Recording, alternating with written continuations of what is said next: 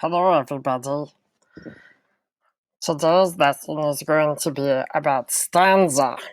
Stopping by woods on a snowy evening is the poem that we'll be looking at. It's such a great poem, you guys. Oh, look at that. That's my greenhouse. I'm growing all kinds of yummy tomatoes and jalapenos and flowers in there. They're gonna be so good. All right, just kidding. Stanza.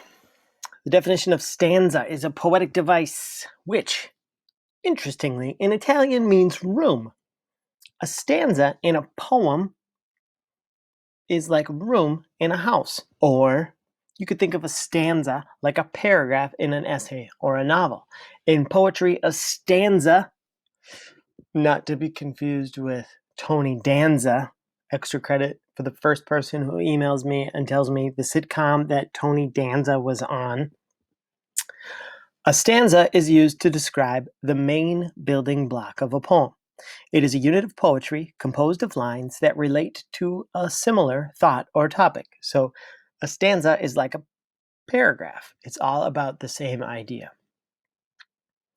Every stanza in a poem has its own concept and serves a unique purpose. A stanza may be arranged according to rhyming patterns, meters, the syllabic beats of a line. It can also be a free-flowing verse that has no formal structure.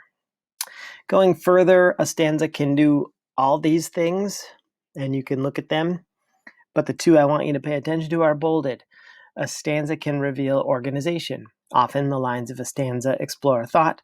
As the poet moves on to the next thought, they might progress to a new stanza. Also, stanzas can set different moods. A break in stanzas may signal a shift in mood or emotional tone.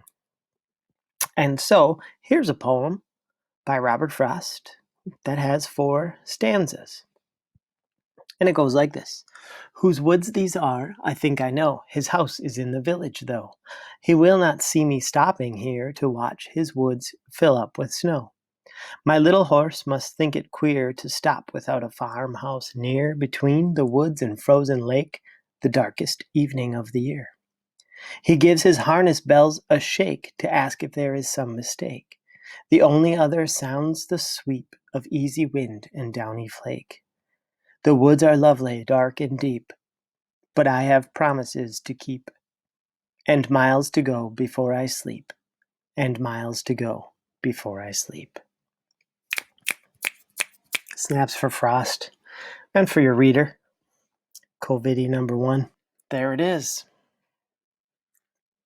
Short lesson about stanzas, and it's going to be all about this Robert Frost poem, or making your own stanzas and your own poetry. So, if you look at this poem, you can see different moods and different things going on, and I encourage you to take a look at this poem and research it, and take a look at Google Classroom for your poetry exercise number 4 assignment. Okay. Thank you. Bye-bye. Burger. Bagabak. Zagabak.